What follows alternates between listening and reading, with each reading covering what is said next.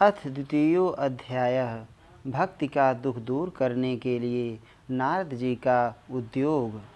नारद उवाच वृथा खेदय से बाले अहो चिंतातुरा कथम श्रीकृष्ण चरणाम्भोजम अस्मर दुखम गमिष्यति। नारद जी ने कहा, बाले तुम व्यर्थ ही अपने को क्यों खेद में डाल रहे हो?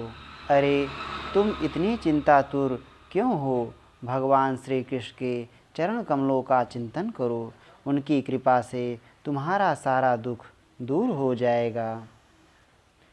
जिन्होंने कौरवों के अत्याचार से द्रौपदी की रक्षा की थी और गोप सुंदरियों को स्नात किया था, वे श्री कृष्ण कहीं चले थोड़ी ही गए हैं। फिर तुम तो भक्ति हो और सदा उन्हें प्राणों से भी प्यारी हो। तुम्हारे बुलाने पर तो भगवान नीचों के घरों में भी चले जाते हैं। सत्य, त्रेता और द्वापर, इन 3 युगों में ज्ञान और वैराग्य मुक्ति के साधन थे, किंतु कलयुग में तो केवल भक्ति ही ब्रह्म सायुज्य मोक्ष की प्राप्ति कराने वाली है। यह सोचकर ही परमानंद चिंतमूर्ति ज्ञान स्वरूप श्री हरि ने अपने सत्स्वरूप से तुम्हें रचा है। तुम साक्षात श्री कृष्णचंद्र की प्रिया और परम सुंदरी हो। एक बार जब तुमने हाथ जोड़कर पूछा था कि मैं क्या करूं, तब भगवान ने तुम्हें यही आज्ञा दी थी कि मेरे भक्तों का पोषण करो। तुमने भगवान की वह आज्ञा स्वीकार कर ली। इससे तुम पर श्री हरि बहुत प्रसन्न हुए और तुम्हारी सेवा करने के लिए मुक्ति को तुम्हें दासी के रूप में दे दिया और इन ज्ञान वैराग्य को पुत्रों के रूप में। तुम अपने साक्षात स्वरूप से वैकुंठ धाम में ही भक्तों का पोषण करती हो। भूलोक में तो तुमने उनकी पुष्टि के लिए केवल छाया रूप धारण कर रखा है। तब तुम मुक्ति, ज्ञान और वैराग्य को साथ लिए पृथ्वी तल पर आईं और सतयुग से द्वापर पर्यंत बड़े आनंद से रहीं। कलयुग में तुम्हारी दासी मुक्ति पाखंड रोग से पीड़ित होकर क्षीण होने लगी थी, इसलिए वह तो तुरंत ही तुम्हारी आज्ञा से वैकुंठ लोक को चली गई। इस लोक में भी तुम्हारे स्मरण करने से ही वह आती है और फिर चली जाती है, किंतु इन ज्ञान वैराग्य को तुमने पुत्र मानकर अपने पास ही रख छोड़ा है। फिर भी कलयुग में इनकी उपेक्षा होने के कारण तुम्हारे ये पुत्र उत्साहहीन और वृद्ध हो गए हैं। फिर भी तुम चिंता ना करो, मैं इनके नवजीवन का उपाय सोचता हूँ। सुमुखी, कल के समान कोई भी युग नहीं है। इस युग में मैं तुम्हें घर घर में प्रत्येक पुरुष के हृदय में स्थापित कर दूंगा। देखो, अन्य सब धर्मों को दबाकर और भक्ति विषयक महोत्सवों को आगे रखकर यदि मैंने लोक में तुम्हारा प्रचार ना किया तो मैं श्री हरि का दास नहीं। इस कलयुग में जो जीव तुमसे युक्त होंगे वे पापी होने पर भी बेखटके भगवान श्री कृष्ण के अभय धाम को प्राप्त होंगे। जिनके हृदय में निरंतर प्रेम रूपिणी भक्ति निवास करती है, वे शुद्धांतःकरण पुरुष स्वप्न में भी यमराज को नहीं देखते। जिनके हृदय में भक्ति महारानी का निवास है, उन्हें प्रेत, पिशाच, राक्षस या दैत्य आदि स्पर्श करने में भी समर्थ नहीं हो सकते। तप, वेदाध्ययन, ज्ञान और कर्म आदि किसी भी साधन से भगवान वश में नहीं किए जा सकते। वे केवल भक्ति से ही वशीभूत होते हैं। इनमें श्री गोपीजन प्रमाण हैं। मनुष्यों का सहस्त्रों जन्म के पुण्य प्रताप से भक्ति में अनुराग होता है। कलयुग में केवल भक्ति ही सार है। भक्ति से तो साक्षात श्री कृष्णचंद्र सामने उपस्थित हो जाते हैं। जो लोग भक्ति से द्रोह करते हैं वे तीनों लोकों में दुख ही दुख पाते हैं।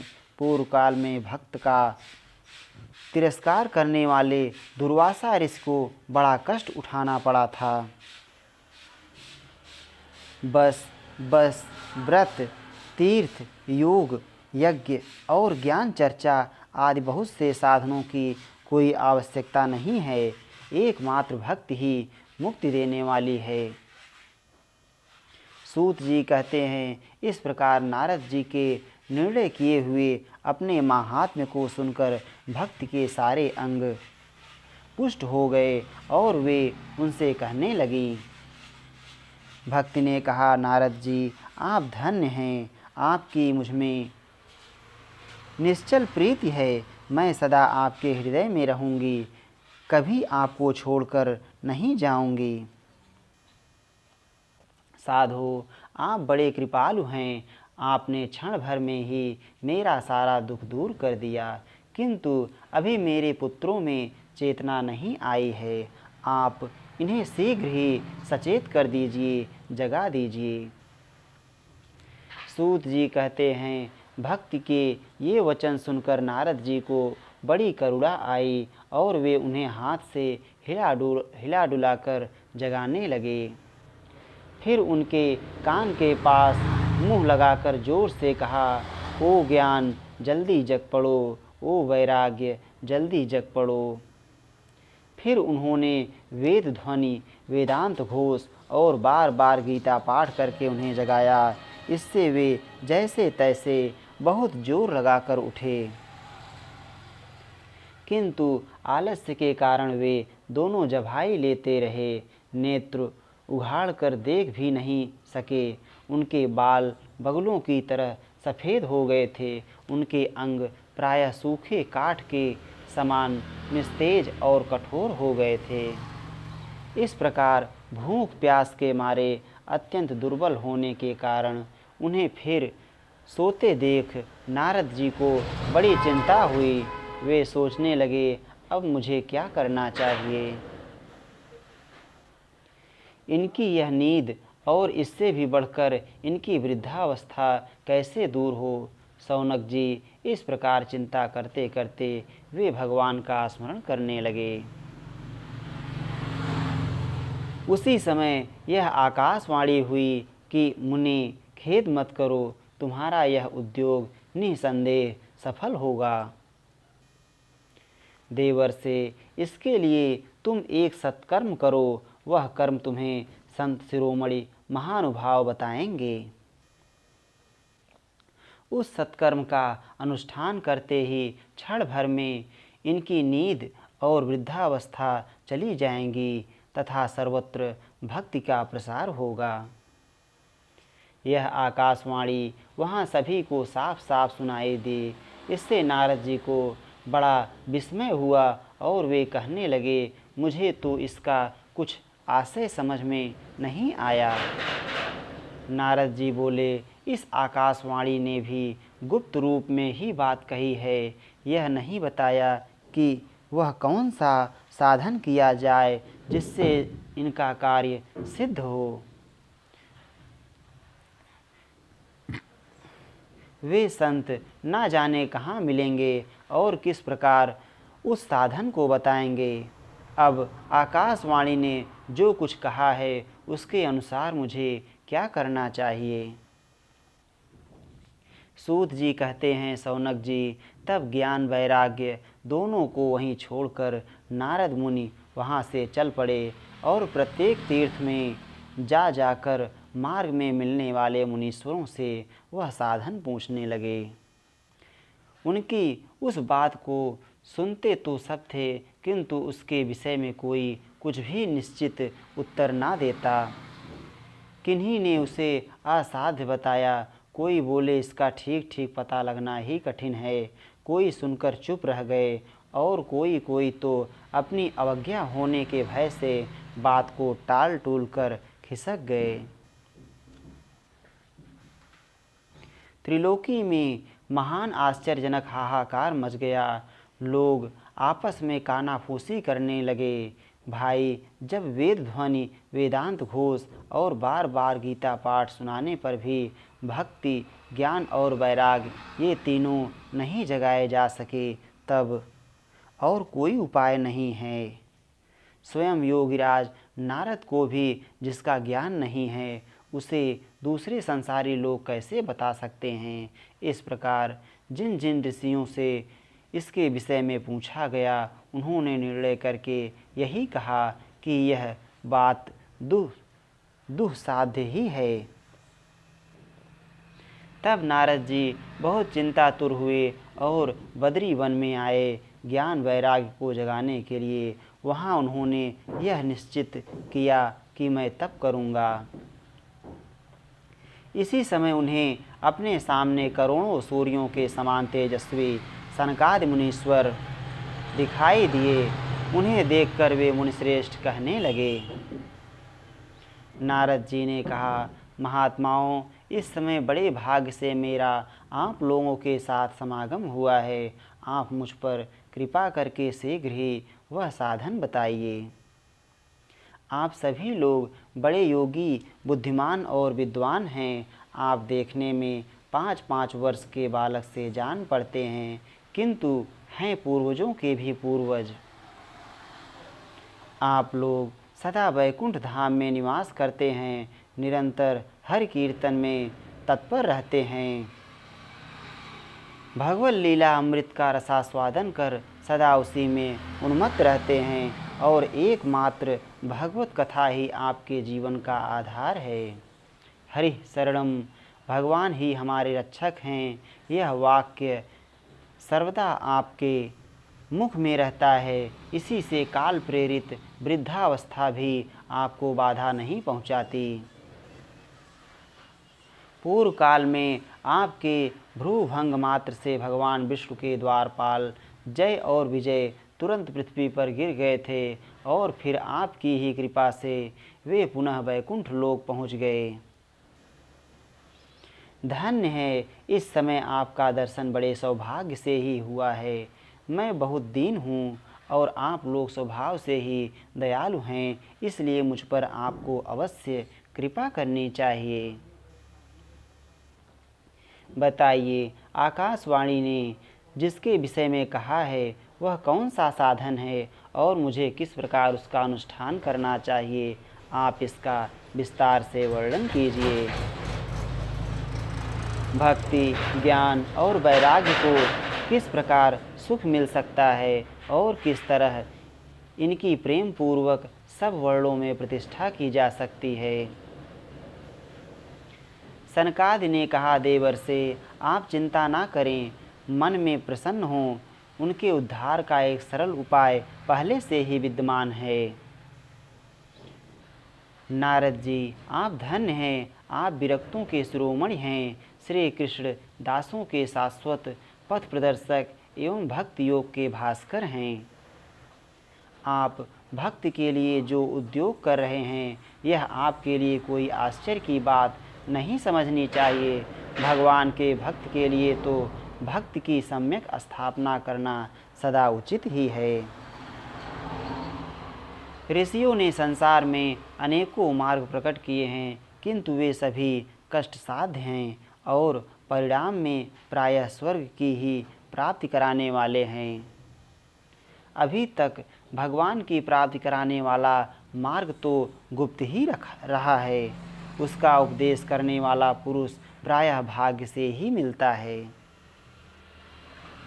आपको आकाशवाणी ने जिस सत्कर्म का संकेत किया है, उसे हम बतलाते हैं। आप प्रसन्न और समाहित चित्त होकर सुनिए। नारद जी, द्रव्य यज्ञ, तपो यज्ञ, योग यज्ञ और स्वाध्याय रूप ज्ञान यज्ञ, ये सब तो स्वर्ग आदि की प्राप्ति कराने वाले कर्म की ही ओर संकेत करते हैं। पंडितों ने ज्ञान यज्ञ को ही सत्कर्म, मुक्तिदायक कर्म का सूचक माना है। वह श्रीमद्भागवत का पारायण है, जिसका गान सुकादि महानुभावों ने किया है। उसके शब्द सुनने से ही भक्ति, ज्ञान और वैराग्य को बड़ा बल मिलेगा। इससे ज्ञान वैराग्य का कष्ट मिट जाएगा और भक्ति को आनंद मिलेगा। सिंह की गर्जना सुनकर जैसे भेड़िए भाग जाते हैं, उसी प्रकार श्रीमद्भागवत की ध्वनि से कलयुग के सारे दोष नष्ट हो जाएंगे। तब प्रेम रस प्रवाहित करने वाली भक्ति, ज्ञान और वैराग्य को साथ लेकर प्रत्येक घर और व्यक्ति के हृदय में क्रीड़ा करेगी। नारद जी ने कहा, मैंने वेद वेदांत की ध्वनि और गीता पाठ करके उन्हें बहुत जगाया, किंतु फिर भी भक्ति, ज्ञान और वैराग्य ये तीनों नहीं जगे। ऐसी स्थिति में श्रीमद्भागवत सुनाने से वे कैसे जगेंगे, क्योंकि उस कथा के प्रत्येक श्लोक और प्रत्येक पद में भी वेदों का ही तो सारांश है। आप लोग शरणागत वत्सल हैं तथा आपका दर्शन कभी व्यर्थ नहीं होता, इसलिए मेरा यह संदेह दूर कर दीजिए। इस कार्य में विलंब ना कीजिए। सनकादि ने कहा, श्रीमद्भागवत की कथा वेद और उपनिषदों के सार से बनी है, इसलिए उनसे अलग उनकी फल रूपा होने के कारण वह बड़ी उत्तम जान पड़ती है। जिस प्रकार रस वृक्ष की जड़ से लेकर शाखाग्र पर्यंत रहता है, किंतु इस स्थिति में उसका आस्वादन नहीं किया जा सकता, वही जब अलग होकर फल के रूप में आ जाता है, तब संसार में सभी को प्रिय लगने लगता है। दूध में घी रहता ही है, किंतु उस समय उसका अलग स्वाद नहीं मिलता, वही जब उससे अलग हो जाता है, तब देवताओं के लिए भी स्वादवर्धक हो जाता है। खांड एक के ओर छोर और बीच में भी व्याप्त रहती है, तथापि अलग होने पर उसकी कुछ और ही मिठास होती है। ऐसी ही यह भागवत की कथा है।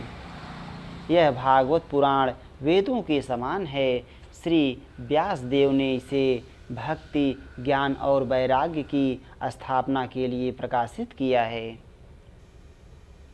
पूर्व काल में जिस समय वेद वेदांत के पारगामी और गीता की भी रचना करने वाले भगवान व्यास देव खिन्न होकर अज्ञान समुद्र में गोते खा रहे थे, उस समय आपने ही उन्हें 4 श्लोकों में इसका उपदेश किया था। उसे सुनते ही उनकी सारी चिंता दूर हो गई थी। फिर इसमें आपको आश्चर्य क्यों हो रहा है जो आप हमसे प्रश्न कर रहे हैं? आपको उन्हें शोक और दुख का विनाश करने वाला श्रीमद्भागवत पुराण ही सुनाना चाहिए। नारद जी ने कहा, महानुभावों, आपका दर्शन जीव के संपूर्ण पापों को तत्काल नष्ट कर देता है, और जो संसार दुख रूप दावानल से तपे हुए हैं, उन पर शीघ्र ही शांत की वर्षा करता है। आप निरंतर शेष जी के सहस्त्र मुखों से गाए हुए भगवत कथा अमृत का ही पान करते रहते हैं। मैं प्रेम लक्षणा भक्ति का प्रकाश करने के उद्देश्य से आपकी शरण लेता हूँ। जब अनेकों जन्मों के संचित पुण्य पुंज का उदय होने से मनुष्य को सत्संग मिलता है, तब वह उसके अज्ञान जनित मोह और मद रूप अंधकार का नाश करके विवेक उदय होता है। इत श्रीपद पुराणे उत्तरखंडे श्रीमद्भागवत महात्म्ये कुमार नारद संवादो नाम 2 अध्यायः। श्री राधा वल्लभ लाल की जय।